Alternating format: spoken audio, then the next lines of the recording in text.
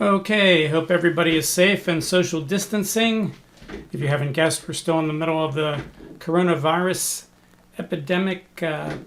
So if you're listening to this in future years, you'll look back and say, wow, I remember those times.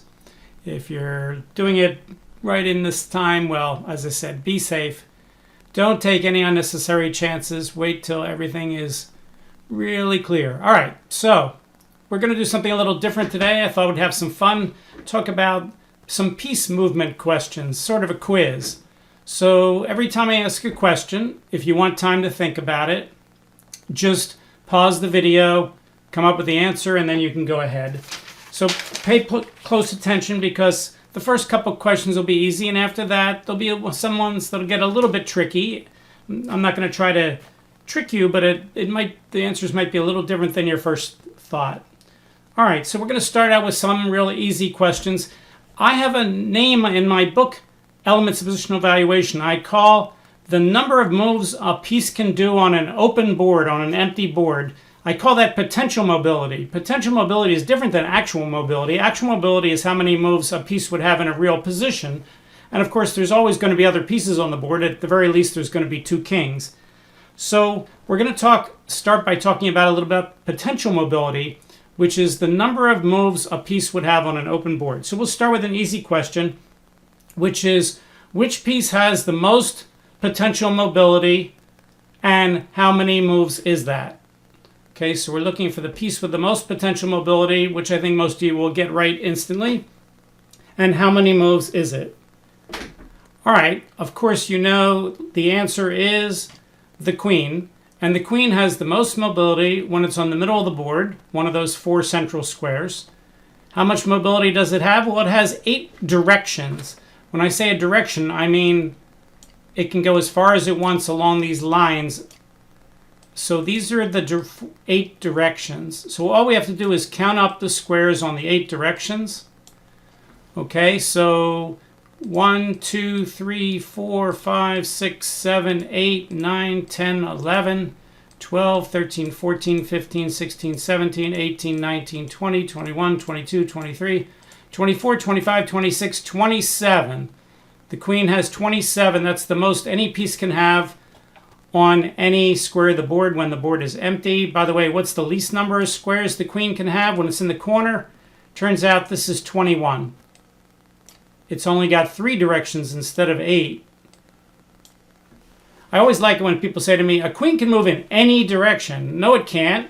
There's lots of directions. Here's a direction right there that the queen can't move. A knight can move kind of in that kind of direction, but a queen can't.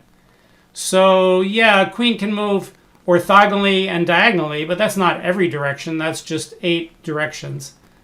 Okay, so 27 for the queen. We're starting with some easy questions. All right, let's clear the board out again here. Boom, boom, boom. Take the queen off. All right. Let's ask another easy question. Which non-pawn can have the fewest number of moves on any square of the board? Which non-pawn, that's the king, queen, bishop, knight, rook, of course, can have the fewest number of moves on any square of the board? Again, you can pause the video if you want to think about it. Okay, the answer is if you put a knight in the corner, it only has 2 potential moves. So the knight can go on h8, can go to g6 or f7. Why is that the least? Well, the next least piece would be a king in the corner, which has 3 potential moves.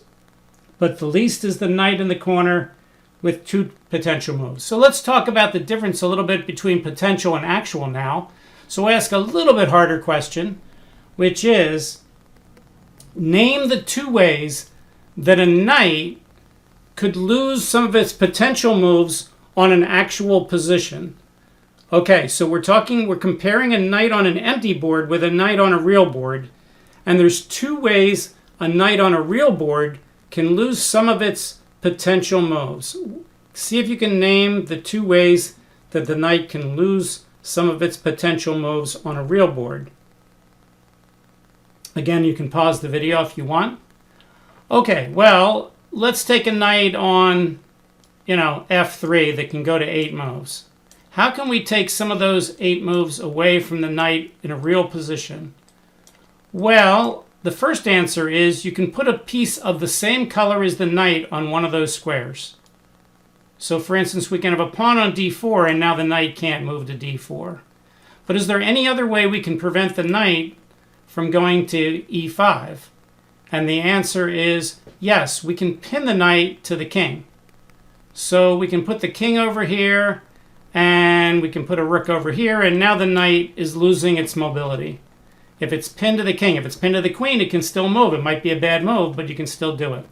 Now there are other, cutesy ways to answer the question. For instance, if white's king is in check from another direction, you could say the knight doesn't have any moves now because the king has to move. Okay, that's not what I meant, but if you said that, okay. And that would be true if you said it was black's move. If it's black's move, then the knight has no moves because it's not white's move. But again, that's a tricky answer to the question. I didn't really mean that. I meant a knight that normally can move would lose its mobility, and it would lose it if a piece of its own color is on the square or if the knight is pinned to the king. Yes, it's true if the king is in check, or if it's the opponent's moves, those would be a third and fourth answer, which would be kind of tricky, but that's not really what we're looking for. Okay, but you can score yourself any way you want. All right, the fourth question is, which piece has the same mobility on all 64 squares, the same potential mobility when the board's empty? Let's make the board empty again. We'll take the pieces off the board. On an empty board, which piece has the same potential mobility on all 64 squares? All right, well, what are the candidates? Well, a pawn usually can move 1, but sometimes it can move 2, and it can't even be on all 64 squares. It can't be on the first rank because it starts on the second and only moves in one direction. And if it's on the 8th rank, it has to become another piece. So the answer, of course, is a rook. A rook can only move orthogonally, which means horizontally and vertically. It can move in 2 directions from a square like h1, but in the middle of the board it can move in 4 directions. And the way you can count the number of moves it always has is it always has 7 other moves along the rank, and it always has 7 other potential moves along the file. So on an empty board, the rook always has 7 other moves along the rank, 7 other moves along the file. It's always got 14 moves no matter where it is on the board in an empty board. What does this mean in terms of making you play chess better? Well, it means that when you're developing a rook, what you really want to do is put it on those open files, those semi-open files, or behind the break moves. You really don't have to centralize a rook. We saw the queen had 27 moves in the middle of the board and only 21 in the corner. And we saw the knight had 2 in the corner and it had 8 in the middle of the board. So the knight has 4 times as many moves in the middle of the board as it does in the corner. So centralizing a knight can make a knight have a lot more moves, which means it's probably a lot more powerful. The power of a piece and the number of moves it has is highly correlated. For instance, a queen is worth more than a rook because it can move diagonally also. So obviously a piece that can move more than it would in another square would potentially be a stronger piece. So when you give a piece more moves, the piece gets stronger. Is that always true? No, we could have a piece that only has 1 move and it's a checkmate, and that makes it a pretty powerful piece. And we could have a rook that's on an open file and it has nowhere to go because all the squares are guarded, so it's not as strong as a rook on an open file that can penetrate down to the other side of the board. But in general, the more moves a piece has, the more powerful it is. And that's one of the reasons why, rook queens are worth more than rooks. So rooks are worth a lot, and when the board is empty, it's got 14 squares no matter which of the 64 squares you put it on. Okay, let's try something a little different. Let's take a knight, and we're going to move the knight from A1 to H1, and we're going to stop on the way on all the squares in between. We have to take the knight from A1 to B1 to C1, D1, E1, F1, G1 to H1. What's the fewest number of moves you can do that in? All right, the fewest number of moves that you can move a knight from A1 to H1, stopping at all the other first-rank squares in order in between. Has to be in order. You have to go from A1 to B1 first, then once you get to B1, you're allowed to go to C1. If you happen to go to another square on the first rank while you're getting to one, it doesn't count. So you have to go from A1 to B1, then B1 to C1, C1 to D1, and so on. Got to stop at every square in order. Okay, but obviously it'll take some moves to get to each one. What's the fewest number of moves we can do that? Again, you can pause the video, you can get out a real chessboard and try it yourself. Okay, let's look at the answer. Well, it normally takes a piece, a knight, 3 moves to get to a square that's 1 move orthogonally from where it is. 1 move horizontally or 1 move vertically, not diagonally, of course. So if we have the knight on A1, he can go to C2, A3, and B1. Okay, but notice we could repeat that idea as we go across the board. Knight C2, and of course it won't let me move two moves in a row here because... And then we could keep using that same pattern until we get around to G1. So let's keep doing that. Knight to... I have to keep making it white's move, which is a pain in the neck. So each time we're doing it, we're taking 3. 1, 2, 3. 1, 2, 3. 1, 2, 3. 1, 2, 3. So if I can get from G1 to H1 in 3, then I'll have made it in 3 in every single one, and the answer is yes, I can. 1, 2, 3. So we took exactly 3 for each one. 3 times 7, because we started on number 1 and we went to number 8. That's a difference of 8 minus 1 is 7. 7 times 3 is 21 moves. So if you guessed 21 moves, you are correct. Okay, next question. What's the most number of unique pawn moves that you can make in a real position? The most number of unique pawn moves by one pawn, What's the most number of unique pawn moves a single pawn can make in a given position? So we're not counting up all the possible pawn moves. We're just counting up the number of moves that one pawn could make in one position. Most number of unique moves. Again, you can stop the video if you want to get it. All right, well, normally a pawn moves like 4 different directions, or 3 directions with 4 different moves. Let's say a pawn on the second rank that could capture 2 pieces. It could take a rook, it could take a bishop, it can go up 1, it can go up 2. So it has 4 unique moves there. But can we do better than that? Well, we certainly can. Let's move this situation up to the 7th rank. And we'll put the bishop and the rook over there.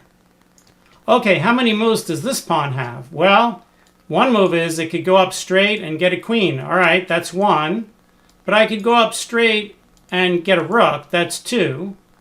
I can go up straight and get a bishop. That's 3. All these are uniquely different moves. I could go up straight. I'm going to the same square, but that's not the same as the same move. You would write down a different move on your score sheet when you would go E8 queen versus E8 knight versus E8 bishop versus E8 rook. Those are different moves, even though it's the same square. Okay, you could take the bishop and get a queen. You could get the bishop and get a rook. You can take the bishop and get a knight. You get the idea. You can take the bishop and get a bishop. We could take the rook and get a queen. We can take the rook and we can get a rook. We can take the rook and we can get a bishop. I have 12 choices here. Or I could take the rook and I can get a knight. Okay, so I have 12 choices on what I can do with that pawn. Those are 12 uniquely different moves, even though I'm only moving to 3 different squares. That's the way we count moves. If you didn't count them that way, I understand, but that's the answer to the question. The answer is 12 different unique pawn moves by that pawn on e7. Okay. Now here's one that's a little bit more semantics. You thought that one was semantics. Which piece can gain the most new directions when it moves? Which piece can get the most new directions when it moves? Okay, remember, just to remind everybody what a direction is, let's put a bishop in the middle of the board. This bishop has 4 directions. It has 2 diagonals, but 4 directions. It has upper left, upper right, lower left, lower right. That's 4 directions. So we're looking for pieces that have the most new directions when it moves. Okay, most new set of squares, you could say. So here, it's a set of squares going off in this direction. There's 3 in that direction, there's 3 in that direction, but it's one direction. So the bishop has 4 directions. Okay, which piece has the most? And again, how you define things makes a big difference. That's true in a lot of things in life. I had several people make comments to me on my videos on YouTube where they said something and the answer was, well, okay, but there's no official dictionary of chess, so if you define things the way they define it, then their answer is correct. But not everybody defines the things the way they did, and that happens in chess sometimes. So we're talking about directions, and you just saw my definition of direction. We're looking for pieces to get new directions. Okay.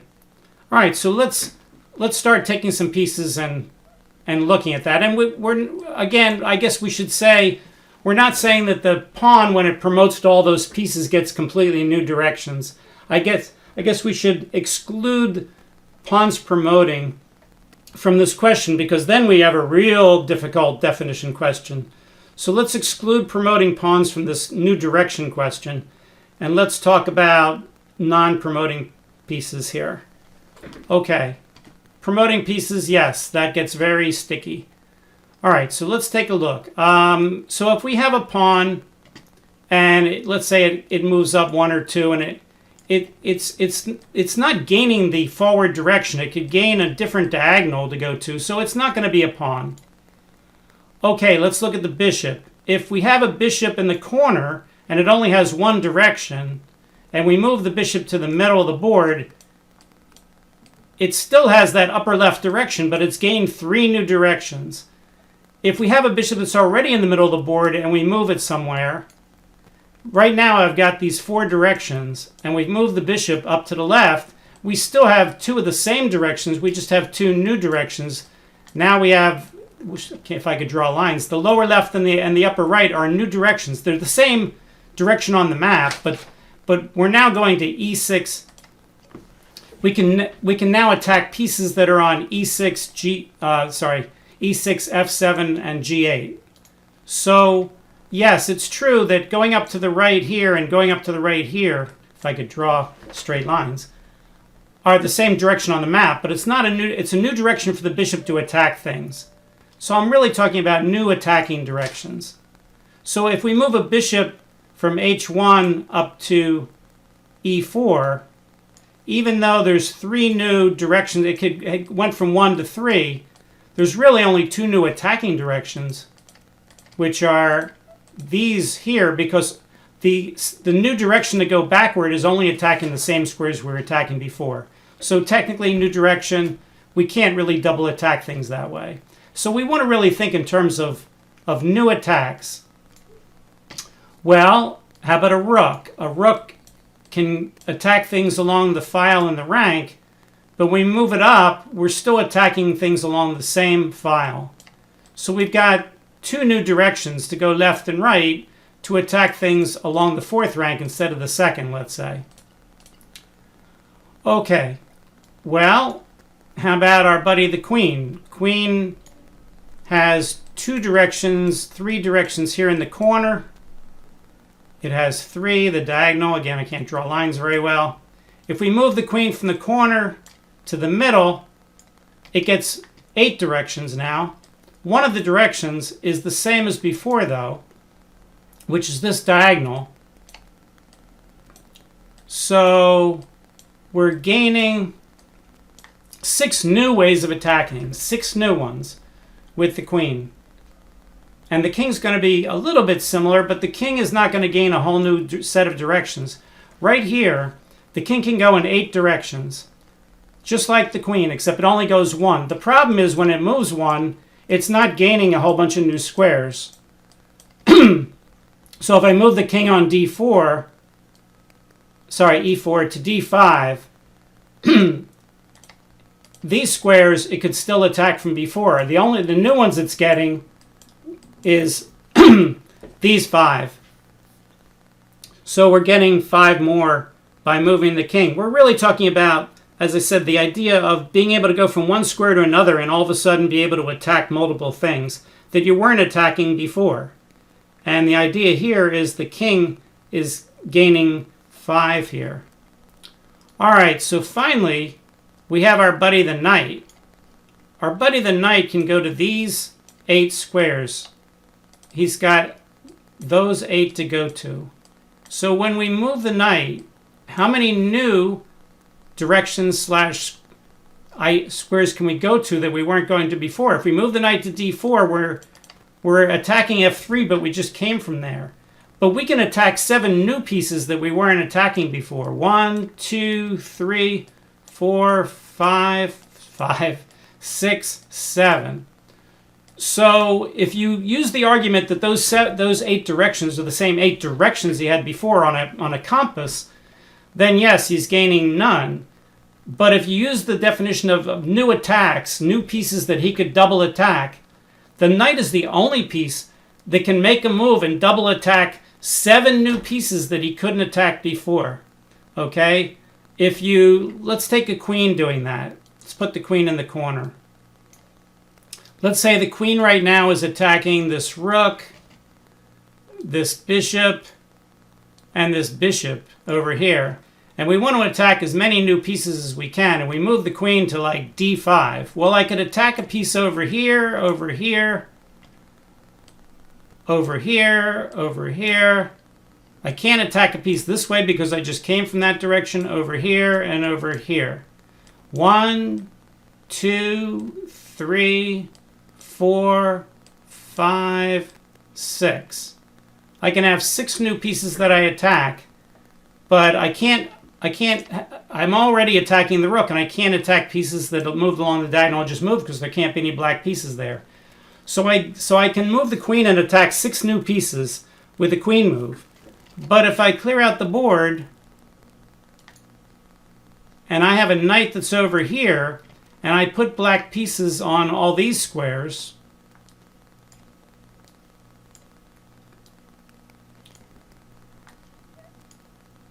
right now, I don't have any direction to attack any of those pieces, but if I move my knight here, I can't attack anything on the square it just came from. It must be an empty square. But now I've gained 7. So we can see a knight can move and attack 7 new pieces, while a queen can only attack 6 new pieces. Okay? So, again, depending on your definition of direction, I'm thinking in terms of we now have the capability of double attacking things. All right. Final question. Let's create a new piece. Let's call it a super king. A super king is a king that can move to any square in one move that a regular king can move to in 2 moves. So a super king can go to any square in one move that would normally take a regular king, the king that you know of, that would take it 2 moves to go to. So every square that a regular king could get to in 2 moves, a super king can get to in 1 move. What's the most number of moves that a super king can have on an empty board? So again, a super king can move in 1 move, where a regular king would take 2 regular moves to move. On an empty board, what's the most number of moves a super king can have? Okay, well again, it's going to be the middle of the board where we're going to have the maximum. So we have to go to all the squares a king can get to in 2 moves. Well, can a king go to d5 in 2 moves? Sure he can. A regular king can. He can go to d4 and then d5. Can he get to e5 in 2 moves? Sure, he can go to f5 and then e5 and so on. So it turns out all these squares within a 5x5 area the king can get to. Now, of course, like a regular chess piece, a king can't move to it. You can't make a move and go to the same square that you came from, even though a regular king could go in 2. So if you counted the square that the king is sitting on, you would get the number 25. But, when you make a move, you have to go to a new square. Seems reasonable. if you, again, it's all definition. So if you said 25 was your answer, then okay. But my answer would be 24. Because if I'm going to move that king on e4, I can get to any of those circled squares. And that's 5 by 5 minus the one he's on, which is 24. So a super king can go to 24 different squares in one move. That's a lot of squares. Remember, the queen in the middle of the board had 27. The queen in the corner had 21. The super king in the middle of the board has 24. It's a very mobile piece. The queen, of course, on an infinite board, instead of an 8 by 8 board, would have an infinite number of moves. A super king only has 24 no matter how big the board is if he's in the middle. Also, the super king is relatively slow. A queen can get all the way across the board. Its speed is very fast. It can go in one move. A bishop can go all the way across the board in one move.